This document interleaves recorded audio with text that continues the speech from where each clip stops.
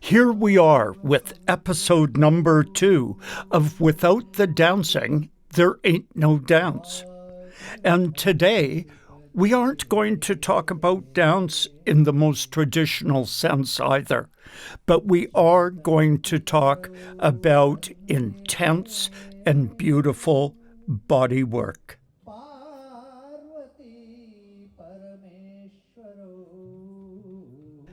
I've met the young Indo-Canadian creator, Ankita Alemona, who is, I think, making amazing films that celebrate the moving body.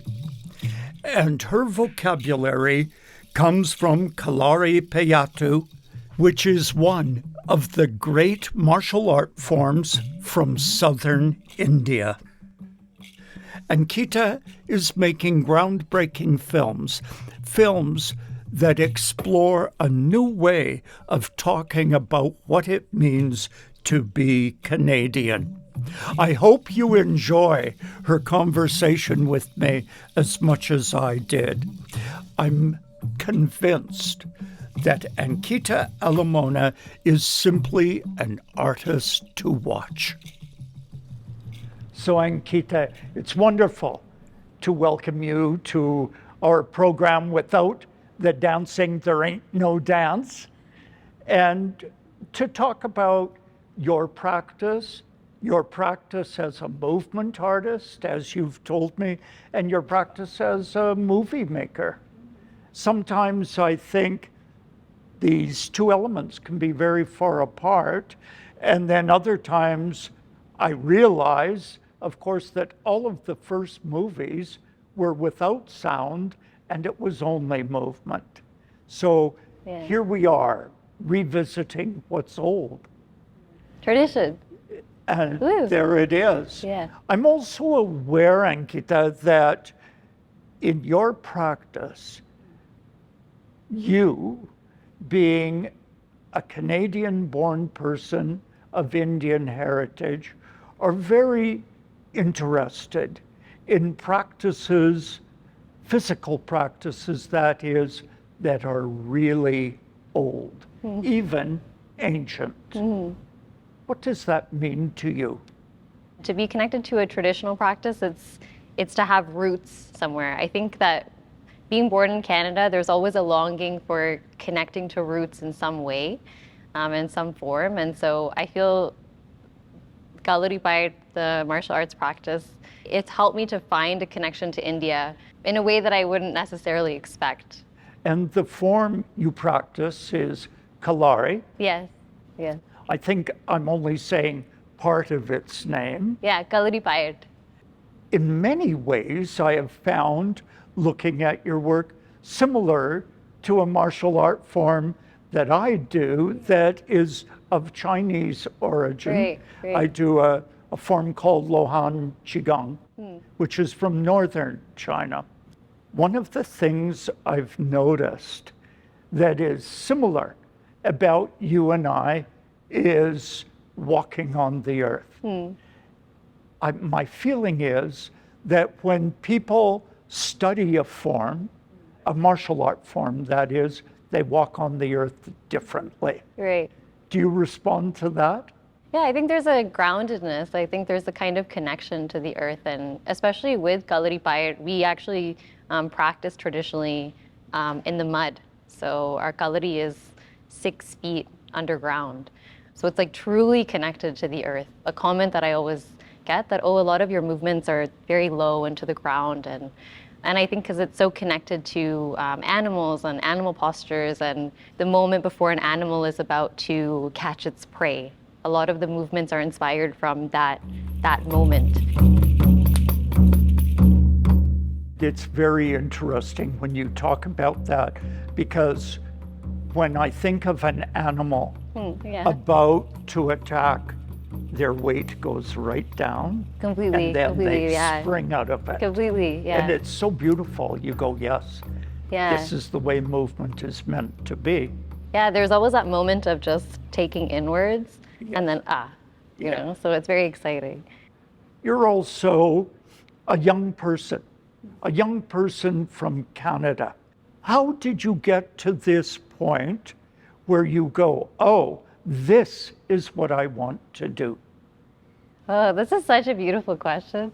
I constantly feel with Kalaripayattu that there's so much I don't know, and that I think keeps me feeling so connected and so wanting to just do more and wanting to keep learning and wanting to explore. And I think it was actually a teacher of mine. He kind of took me aside and he said, I think it's very important as a practitioner to choose a direction and choose a path that you're going to be rooted in, so that from there you can grow. I remember this conversation with him, and I think that it really did affect me. It really made me feel that, yes, I feel I'm exploring a lot of forms, but what is truly the form that I can be committed to?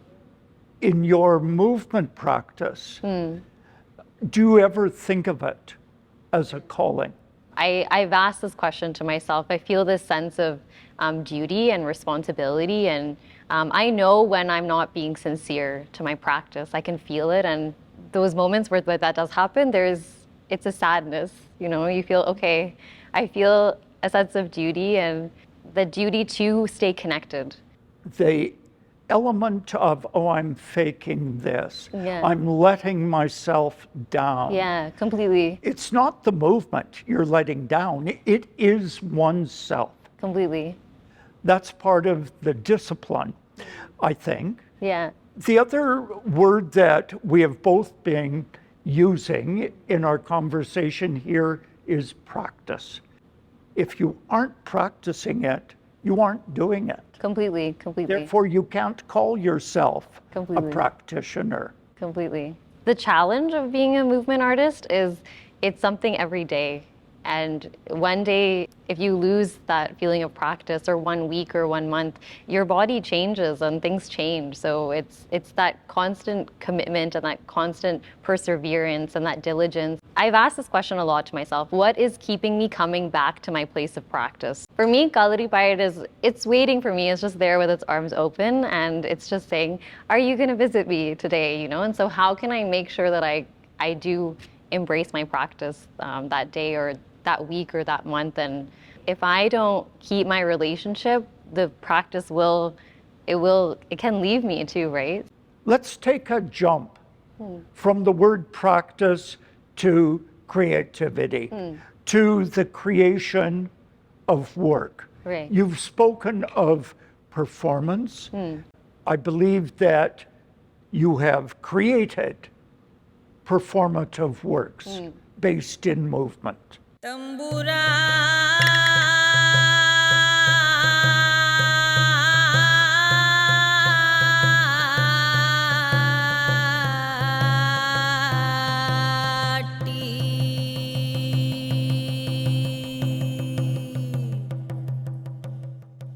Do you make dances? Do I make dances? Yes. Oh. I feel this is related to our kind of choreography I'm question a little challenging bit. Yeah, you are. on You are. this, I love right? it. I'm challenging you. Are you a choreographer? I don't identify as a choreographer right now. I think I would love to develop my skills as a choreographer. I actually identify as a director. I feel my thought process is very much like a director. Okay. And so when there's a concept, how to take that concept and how to direct things in a certain way so that that concept is communicated. And in the pieces you've seen, it's just because I've only had myself to play and experiment with. I felt otherwise I have been very curious about taking myself out as a performer and just being able to see visually what could happen as a director.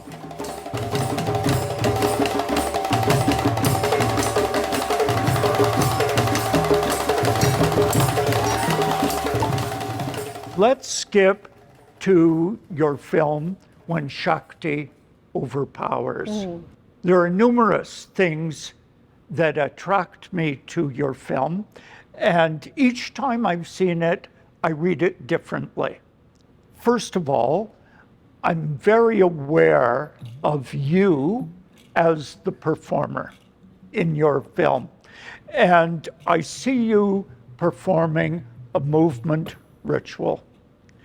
And all of a sudden, there is a cut, and I see a group of people who are performing movements very much like yours, and then quickly you cut back to the journey of this single body, your body, moving in space. And immediately I'm aware of a certain earthiness that you, as the mover, are moving on the earth. And then I'm aware that this is not dancing, that the movement is different. I recognize very quickly that this was the practice of a martial art form. And there is certainly a very strong beauty to that, because it's been my experience to do the martial art form of my choice. I have to go deeply inward, which is the practice. Completely. And so we watch you do that. And yet, you keep cutting to some very extravagant sequences done by other people in a different environment. Some of it is like sparring.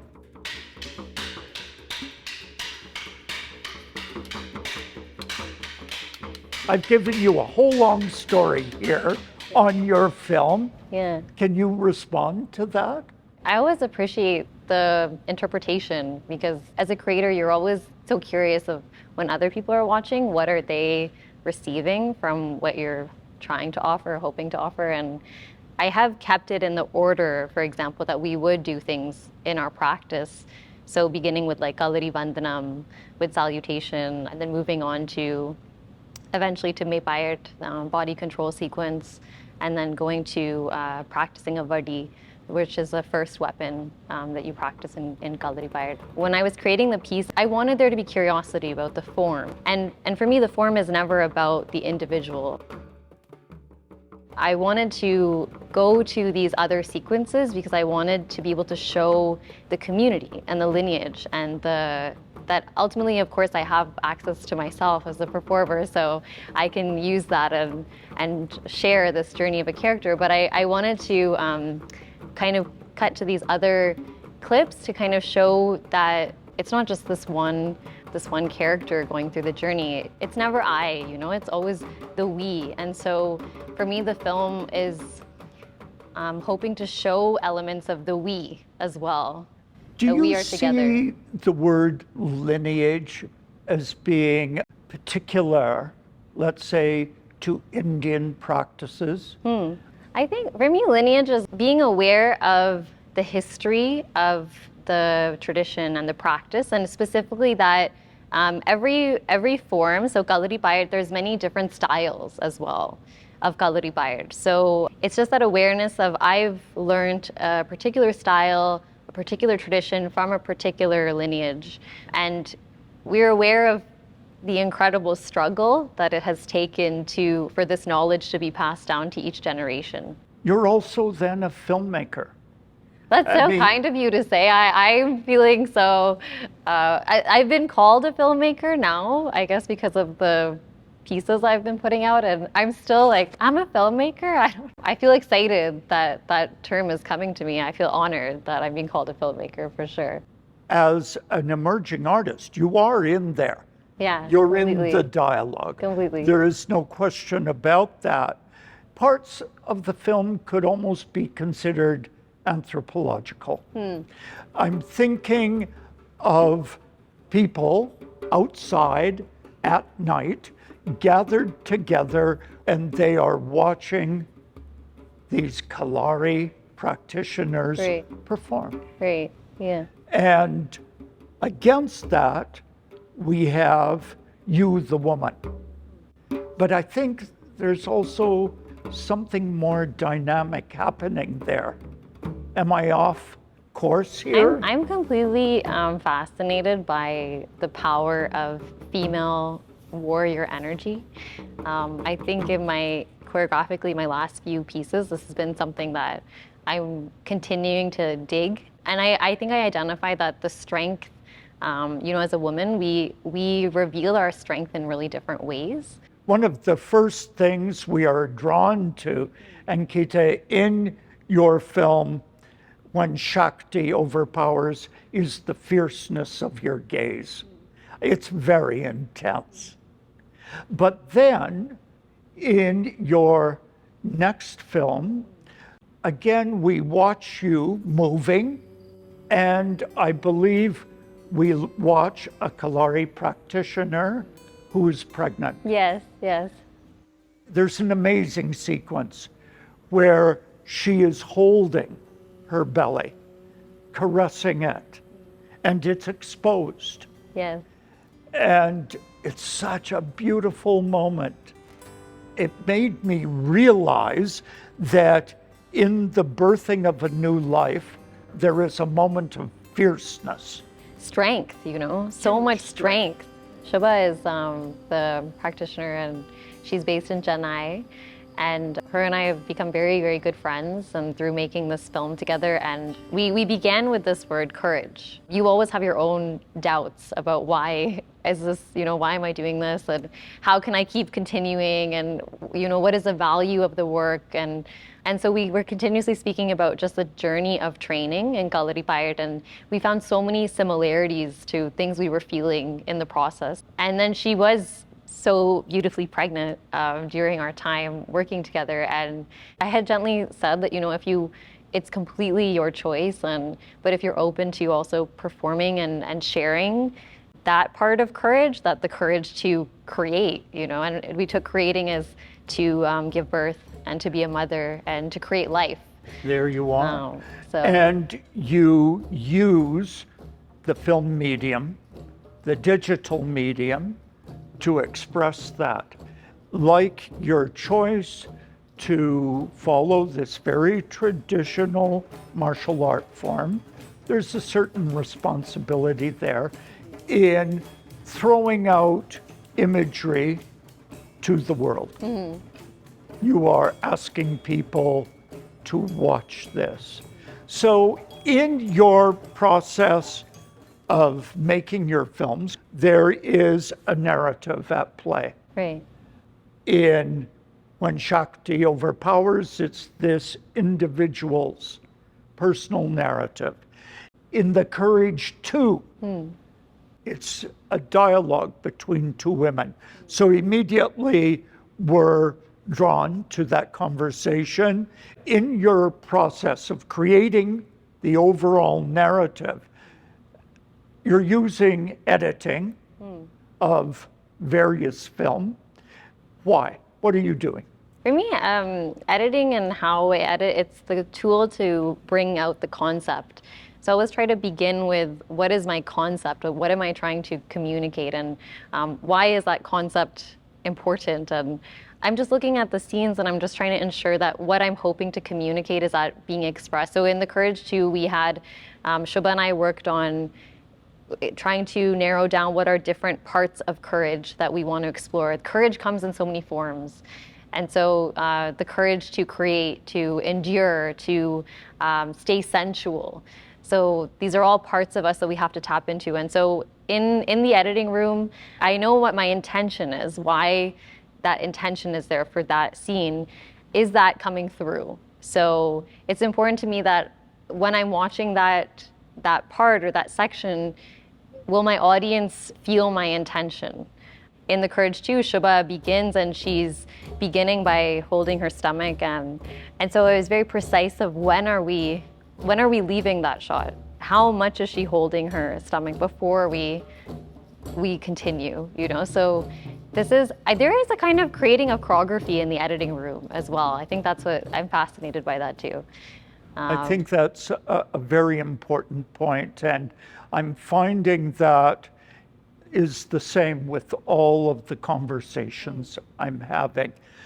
Another thing that happens in film that's different than live performance, of course, is that the director of the film has a particular eye. Right. And Completely. you are more than asking, you are demanding of the audience that they look at this work through this specific eye. Yeah, yeah. And so the responsibility is quite big there. It completely is. Yeah, because you're deciding where the focus is. You're deciding the audience's gaze. So there's a kind of trust, right? That there's a whole picture in front of you, and what are you going to tell the audience? Oh, observe this part of the moment. So there's something very powerful about how to direct the audience's gaze and how to choose what moments are going to be heightened for the audience. So one of the things I particularly liked about the filming technique, the editing of When Shakti Overpowers, is that when an individual is in the practice of a martial art movement, a series of movements, time is very important. completely. And it takes time. And you practice that same sequence over and over, for many years. And it seemed to me that your technique of editing, you went for a number of long shots. And the editing then helped me to experience that sense of time, of the practice occurring through time. Yeah, I'm so happy to hear that, and I feel that the editing is an opportunity to explore rhythm. So there's a rhythm. There's for sure a rhythm in the choreography and in the piece itself, but then in the editing room, I can explore rhythm in a different way, and I can heighten or I can expand on the rhythm of the practice through the cuts that I'm choosing to make, and I think that can have a really great effect on how the audience is able to connect to the piece. So that is also really. I feel the editing becomes an element, a specific element of the choreography. It's almost as though the editing is another dancer, or maybe it's the camera that is another performer in this movement-based work. Every filmmaker, every director of photography I've worked with, and I always say, you're dancing with me. We're dancing together. We're partners. So we're having a conversation. You know I exist. I know you exist. So how can we actually engage with each other? Like the dance of the DP. There you are. So I think that's a beautiful way of putting it, Yeah. Ankita. I appreciate that very much. This dialogue is the dance. completely. It's very Yeah. nice. Yeah, you have to dance with your DP. Believe that. You do a dance with the DP, and it's a great experience. It's a beautiful. Actually, I didn't realize how incredible that partnership is. There is the director and there's a performer, but our director of photography, it's a very beautiful relationship because we're looking at different aspects of the frame and of the image, and I think that relationship, it can be very powerful.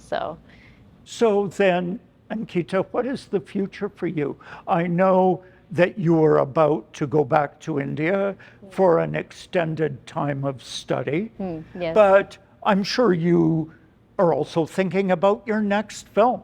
I have, yeah, I have. Again, just like Kalaripayattu is with me forever, I think I found something very special with film, and I do feel that I want to continue to deepen my relationship with the practice of film as well. And so I have another film I'm working on. I have 3 films going right now, actually. So it's really not stopping. So I feel very grateful that I can be in the sector, and I don't have any confusions about where I'm meant to be. Like I feel that I feel very connected to working in the arts. And so I had a point actually a few years ago where I actually had to sit down with myself and say that even when times are, a little more challenging and, work-wise, it's more like, okay, what's going to happen? And just sit with myself and think, okay, if you're working in the sector and you're in arts and culture and it's something related to that, you are fine. You just don't get unnecessarily, tense and don't have doubts, because our own doubts can kind of block the many possibilities that are there. So I feel really clear. I feel I'm in the right place. I have to trust it now and just continue, and it's God's will. So yeah. Well, good for you. I'm that. going to leave it there, Ankita. I think that's a great place to end. I certainly wish you well Thank you on so your much. new projects, Yeah. and I'm most thankful that you have shared with us your thoughts on your own process, but as well that you're sharing with us your films. Absolutely. So thank you. Well, thank you so much, Brian, for the invitation. It's this kind of energy that keeps us motivated and keeps us energized to continue. So it's a huge thing. So I really, really appreciate it.